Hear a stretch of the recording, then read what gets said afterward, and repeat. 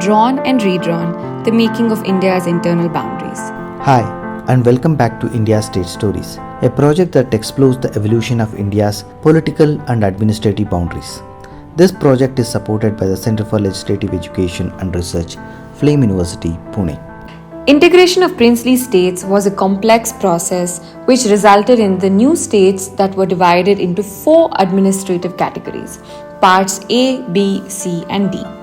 This series focuses on the 3 main categories that are part A, B, and C. In the first part, we will be exploring the integration of princely states that formed the part A states. In other words, they were absorbed and merged into their respective British provinces. These range from major states like Baroda, Kolhapur to smaller and little known regions like Sandur and patchwork of states in modern day Gujarat and Orissa. The merger agreements for most of the states were modelled after Orissa and Chhattisgarh state mergers, and their administration was transferred to provincial governments. Now let's look at the stories of each of these in more detail in the following episodes. Listen to the first 3 episodes of Season 2 to understand a deeper context. These episodes give an overview of the entire process of integration, along with an introduction to the legal instruments and some key personalities which made it possible. More details are in the show notes below, and let's dive in. Today, we're embarking on a journey into a really crucial, but frequently overshadowed chapter of Indian history. You know, when most people think about India's post-independence integration, what usually comes to mind, it's the grand, sprawling princely states, right? Like Hyderabad or Baroda, and all the high-stakes drama around their accession. But our deep dive today takes us somewhere else, to a different, but I think equally compelling narrative. We're looking at the absorption of over 100 of tiny princely states in what is now northern and southern Gujarat. It's really a story of administrative ingenuity, political will. It basically laid the foundational bricks for modern-day Gujarat. Our mission really is to uncover how this incredibly fragmented political landscape, a literal mosaic of countless small sovereignties, was so deftly woven into the fabric of modern India. It demonstrates a pretty unique form of nation building. Oh, absolutely. And it really was a monumental undertaking, much more complex, perhaps, than the stories of the larger states sometimes suggest. While the spotlight might often miss these smaller regions, they offer some of the clearest, most detailed insights, insights into the sheer intricacy of forging coherent provincial governance from what was, an astonishingly diverse and fragmented collection of territories. The challenge wasn't just integrating large areas of land. It was about meticulously piecing together hundreds of individual, often micro-level administrative and cultural entities. It was painstaking work. That really sets the stage. So maybe let's paint a picture. What did northern Gujarat look like before independence? We're talking about the area that's now Ahmedabad, Mistana, Banaskantha, Sabarkantha, Panchmahal, Surat districts. You described it as a patchwork quilt. What did that actually mean on the ground? Over 100 states like Idar, Bansta, Chota Udaipur, Balasanor, Lunavada, Rajpipla, Santrampur. But also you mentioned these even smaller Talukdari estates. Yeah. What were they exactly? Yes, exactly. Beyond the named states, you had these numerous, much smaller Talukdari estates. Think of them as small landholding units, often just a few villages, but with a degree of semi-autonomous status. Each had its own customs, its own local loyalties. It wasn't just administrative fragmentation. It was, like you said, a human landscape fractured by hundreds of these tiny sovereign lines. A real puzzle for the nation builders. Okay. And how were these managed pre-independence? Were they just left alone? Well, what's fascinating here is how these diverse entities, despite their sort of individual sovereignty, were already organized under various colonial political agencies. We're talking about the Mahikantha Agency, Rewakantha, Palanpur, and the Surat agencies. Now, these colonial structures, ironically, acted as intermediaries. They managed the political relations between the British Raj and these hundreds of tiny states. And in doing so, they'd already introduced a certain degree of uniformity in administration, particularly in things like revenue collection, maybe some judicial practices. This pre-existing framework, even though it was colonial, it provided a surprising groundwork. It proved quite beneficial later when India started its own integration process. It meant the state's ministry wasn't starting entirely from scratch. There was some existing structure to work with. Right. And you mentioned this region took a different path. Not the unions like in Kathiawar, but direct merger. Yeah. Into Bombay Province. That seems like a big decision. Why go for direct merger here? It was fundamentally a pragmatic decision. Several factors played into it. These states, while there were loads of them, they were generally smaller, more manageable individually. And geographically, many were already sort of mixed in with existing British-administered districts. It wasn't like neat, separate blocks. Okay, that makes sense. And VP Menon, who, alongside Sardar Patel, was a key architect of this whole integration process. He spelled it out pretty clearly. He basically stated that merger with Bombay Province was considered the only possible arrangement for these particular Gujarat states. He argued the justification was much stronger here than, say, for the eastern or Deccan states, where forming unions was often the better route. Why stronger? Just the size and location? Size, location, and frankly, the questionable administrative and economic viability of these tiny states if they tried to stand alone. It just wasn't practical. Interestingly, there was some initial pushback. Some rulers hoped they could form their own union, maybe even join up with the bigger state of Baroda. But that didn't happen. No, Baroda's Maharaja wasn't keen on the idea, and the rulers also felt a bit rushed by the process. So a crucial concession was made. A small but significant delay. A delay. Yeah, the actual transfer of administration was pushed back by 11 weeks until June 5th, 1948. It gave them a bit of breathing room, to sort out their personal and official affairs. A diplomatic touch. Exactly. A small thing, maybe, but it helped smooth the process. Okay, so post-August 47, they signed the Instrument of Accession Defense, External Affairs, Communications ceded to India. But getting to full administrative integration, that's the real end game, right? Where they effectively cease to exist as separate political units. What were the main hurdles in getting all these rulers, over 100 of them, to agree to that, to completely merge? Well, the biggest hurdle was often psychological, I think. Making that leap from being an absolute sovereign, even of a tiny area, to just being part of an administrative unit within a larger democratic province. That's a huge shift. Yeah, I can imagine. So, to overcome this, the state's ministry, under Patel's, visionary leadership and Menon's really meticulous direction, they started negotiating these comprehensive merger agreements in early 1948. Menon famously recorded that these mergers were largely voluntary and smooth. Now, that's quite a statement given the numbers involved. Smooth. How do they manage that? It was down to sustained dialogue and a very deliberate package of reassurances offered by the government of India.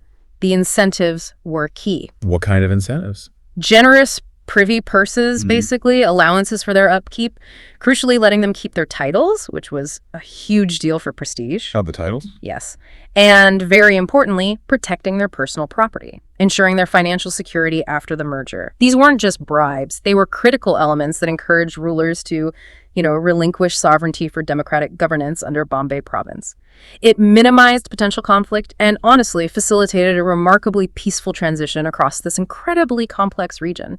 It was, quite a stroke of statecraft, really. And the actual mechanics of it. Grouping smaller states with nearby British districts.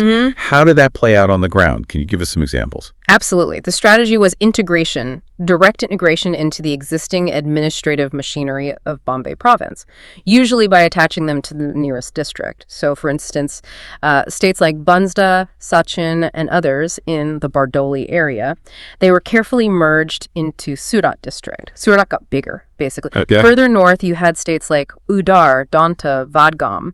They became part of what were then Sabarkantha and Banaskantha districts. Then Chota Udaipur, Santrampur, Balzinor, they were absorbed into the Panchmal and Khera regions. Even Rajpipla, which was actually one of the larger, more significant states in that area, was integrated pretty seamlessly into the Bharuch administrative unit. It sounds incredibly detailed, not just drawing lines on a map. Oh, absolutely not. It involved really complex adjustments. Revenue systems had to be aligned, judicial structures integrated, local governance figured out. It was boots on the ground administrative work. That raises a question, though. What about territories just outside what we think of as Gujarat today? It couldn't have been perfectly neat geographically. Were there tricky border cases? You're spot on. It was rarely neat. Take Danta, for example, a relatively small state. But geographically, it was actually in what was then Western Rajputana, not strictly Gujarat. So why did it merge with Bombay? Pragmatism, mainly. Danta had a predominantly Vil population, and the state had been facing significant law and order challenges. Its own administration was struggling, so its Maharana eventually agreed to merge with Bombay in November 1948 because Bombay had the resources, the police power to handle those issues better. Makes sense. Any others? Well, the really complex one was Sirohi, another small state right on the border between Rajputana and Gujarat. Its future was heavily disputed. You had claims from both the emerging Gujarat region within Bombay and the new state of Rajasthan. Why the dispute? Part of the argument for merging with Bombay was that some areas, particularly around Mount Abu, had a significant Gujarati-speaking population. Ultimately, after a lot of back and forth, considering, the wishes of the people, geographical contiguity, a split was decided. A split? Yes, a pragmatic solution. A portion, specifically the Abu Road and Dilwara Tehsils, was merged with Bombay. The rest went to Rajasthan. It really highlights the granular level of negotiation, trying to be sensitive to local demographics and feelings, not just political convenience. The speed of all this, nearly all these territories fully absorbed into Bombay Province by mid-1949, that seems incredible. How did they manage such a rapid but apparently smooth overhaul? Replacing princes with collectors. Yeah, it was remarkably quick. Several things came together. Menon's point about no significant resistance is key. Many rulers, especially of these tiny states, just saw the writing on the wall. They accepted merger as inevitable. Why inevitable? Well, the rise of popular movements demanding democratic rule within their own borders was a big factor, plus the simple realization that independence just wasn't viable for most of them. Economically unsustainable. Exactly. They lacked the resources for modern governance. And remember those colonial political agencies we talked about? They had already introduced some administrative uniformity, which definitely simplified the technical side of integration. And the government of India was smart. They deployed experienced Indian civil service officers into these areas quickly. To manage the transition. Precisely. To ensure an orderly handover, maintain administrative continuity, and align everything with the new Indian constitution that was being drafted. It was like a well-planned administrative takeover, really. Okay, so that covers the general strategy. Right. But you mentioned exceptions, unique challenges. Let's talk about those. The Dangs territory, for instance. That sounds like it needed a special approach. Oh, absolutely. Dangs is a fascinating case study in administrative sensitivity. It's this area geographically sort of tucked between Surat and Nasik districts of Bombay, and it was quite distinct. It wasn't one ruler. It was divided among 14 chiefs. 13 were Bills, one was Kukani, and the population was almost entirely Adivasi or tribal. So, a very different context. Completely different. A standard merger approach just wouldn't have worked or wouldn't have been right. The challenge was, how do you integrate this region while respecting its indigenous population and their traditional ways? And what was the solution? The government of India recognized its uniqueness. On January 19, 1948, same day as some other orders we'll mention, the Governor General issued a special order. It formally merged Dangs with Bombay Province, yes, but, and this is the crucial part, the order stipulated a vital safeguard. Which was? Dangs had to form a separate district. It wasn't just lumped in with Surat or Nasik, and it was to be administered directly by a collector. Why separate? It wasn't just about administrative neatness, it was a deliberate policy choice. The goal was to recognize and protect its Adivasi population within the larger Bombay province.